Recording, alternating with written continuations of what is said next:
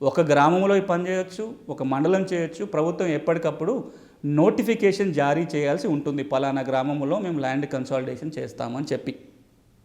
ఇట్లా తెలంగాణ రాష్ట్రం ఏర్పడిన తర్వాత ఎర్రవల్లి గ్రామంలో ల్యాండ్ కన్సాలిడేషన్ చేసే ప్రయత్నం జరిగింది. కానీ ఇది రాష్ట్రం అంతటా దీన్ని వాలంటరీగా రైతులకు ఒక అవకాశం ఇచ్చి ఏ రైతు ఇట్లా చేసుకోదలుచుకుంటున్నాడో వాళ్ళకి అవకాశం కల్పించడం చాలా మంచిది.